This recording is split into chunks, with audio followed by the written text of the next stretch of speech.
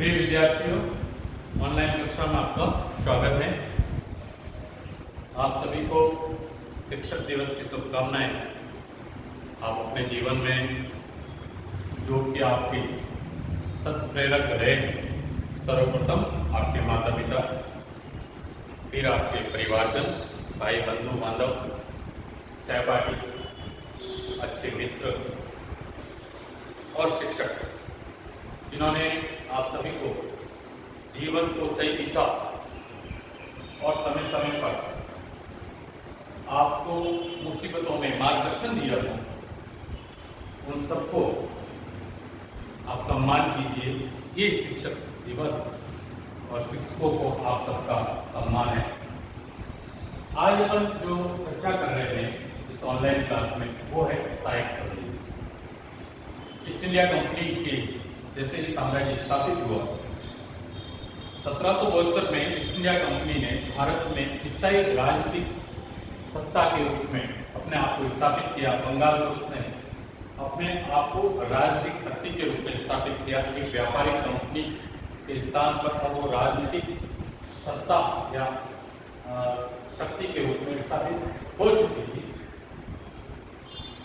उसके बाद 1798 में लॉर्ड वेलेस्ली आता और लॉर्ड वेलेस्ली कंपनी के शासन को विस्तारित करने के लिए एक नई नीति का प्रतिपादन करता है। यद्यपि उससे पूर्व विश्व में इस जो संधि थी, ये सहायक संधि नामक एक नई नीति, वो पहले से ही थी।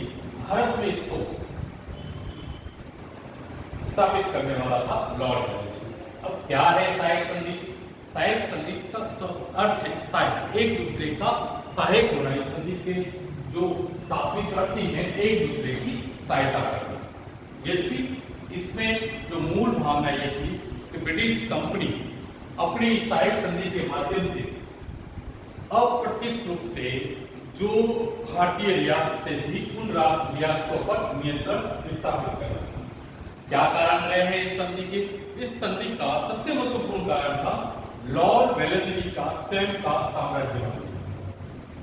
लॉर्ड वेलेस्ली भारत में अगर अपन मानते हैं कि जो ब्रिटिश गवर्नर है, उस ब्रिटिश गवर्नर में लॉर्ड वेलेस्ली और डलहौजी स्पष्ट रूप से एक ही नीति से आए थे कि भारत में अधिक से अधिक कंपनी के साम्राज्य को विस्तारित किया जाए। यानी उनके कार्यों में सबसे महत्वपूर्ण थी कंपनी और कंपनी का साम्राज्य विस्तार करना। तो अपनी साम्राज्य में जो नीति के कारण उसने एक नई नीति के माध्यम से, यानी प्रत्यक्ष युद्ध नहीं लड़ी, कि उन्होंने युद्ध भी लड़े, दूसरे कार्य भी किए, लेकिन एक कार्य ये भी था, जिस प्रकार से लॉर्ड डलहौजी ने किया गोद से, उसी प्रकार से उसने भारतीय राज्यों पर अप्रत्यक्ष रूप से पूर्ण नियंत्रण स्थापित करने के लिए नई नीति अपनाई, जो सहायक संधि। दूसरा और उसका महत्वपूर्ण कारण था नेपोलियन का। उस समय विश्व में नेपोलियन का खौफ था और नेपोलियन अपनी विस्तारवादी नीति को आगे से आगे बढ़ा रहा था।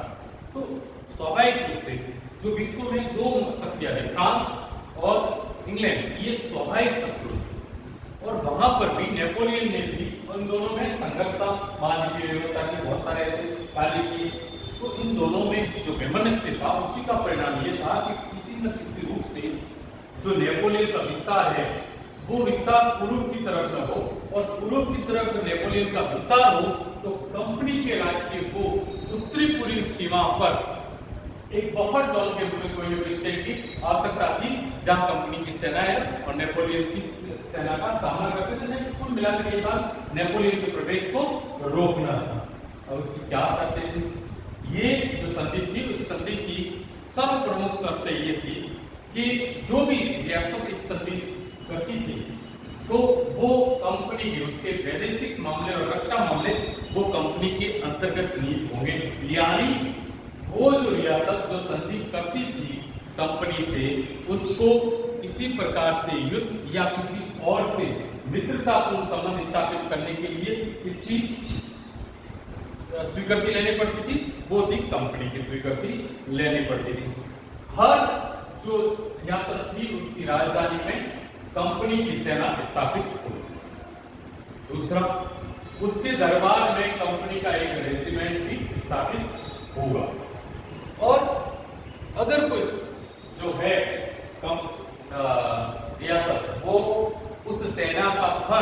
वह नहीं कर पाती थी तो कोई न कोई उस क्षेत्र का वो क्षेत्र है वो कंपनी को देना पड़ता है, यानी कंपनी की सेना रियासत के खर्चे से रियासत में स्थापित की जाती है। इसके साथ साथ कंपनी उस रियासत को बाह्य और आंतरिक सुरक्षा की गारंटी देता था। तो ये इस प्रकार की शर्तें थी। अब यह है कि इस संधि को मानने वाले राज्य कौन थे?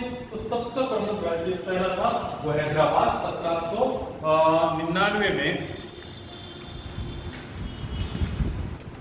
1798 में हैदराबाद प्रथम स्टेट था, उसने सहायक संधि की।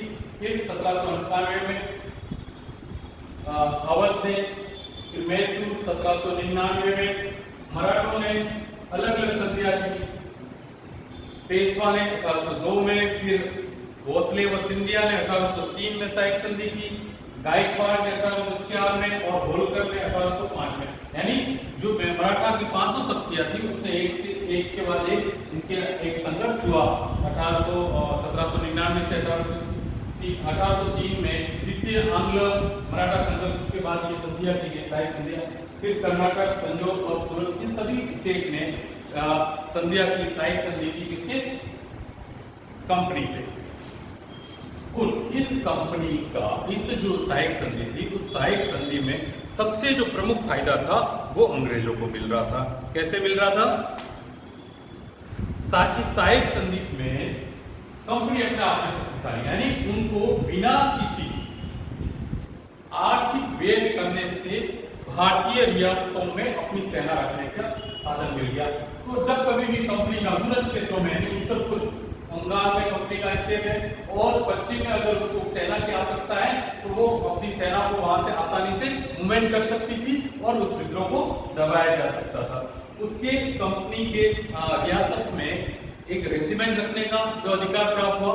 तो कहने का मतलब तो ये था कि कंपनी उस रियासत में आंतरिक मामलों में हस्तक्षेप नहीं करेगी, ये सब थी। लेकिन चूंकि एक रेजिमेंट का उस दरबार में होना किसी भी रूप से उस कंपनी, उस रियासत का कंपनी के विरुद्ध कोई भी कार्य नहीं किया जा सकता था।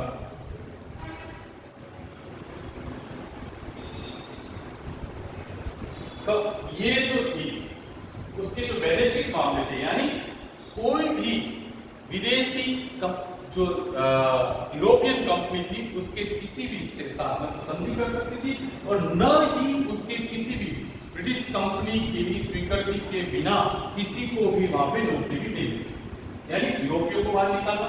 दूसरा, किसी भी भारतीय स्टेट से संधि या युद्ध दोनों करना है तो उसकी शक्ति कंपनी के अधीन होगी। तो कंपनी को इसमें बहुत अधिक मात्रा में लाभ था। लेकिन इसके अवगुण है, उस अवगुणों में भारतीय जो रियासतें थी वो अप्रत्यक्ष रूप से किसके नियंत्रण में चली गई? कंपनी के रियासत में चली गई। उन्होंने अपनी स्वतंत्रता, अपना गौरव, अपना आत्मसम्मान खो दिया और वो सैनिक रूप से भी कमजोर पड़ रहे। कैसे? क्योंकि उनको अपने आंतरिक और बाह्य जो सुरक्षा है उसकी सुरक्षा की गारंटी कौन दे रही थी?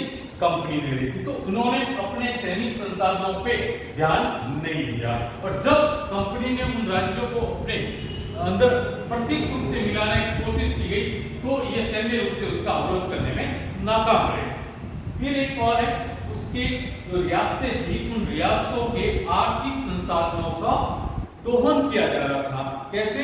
कि कंपनी की सेनाओं को उस जो रियासत थे उसके आर्थिक संसाधनों के माध्यम से रखा जा रहा है। यानी एक ऐसी सेना थी जिसको बिना किसी ठोस वजह से स्वयं रियासतों के आर्थिक संसाधनों से पाला पोषा जा रहा था।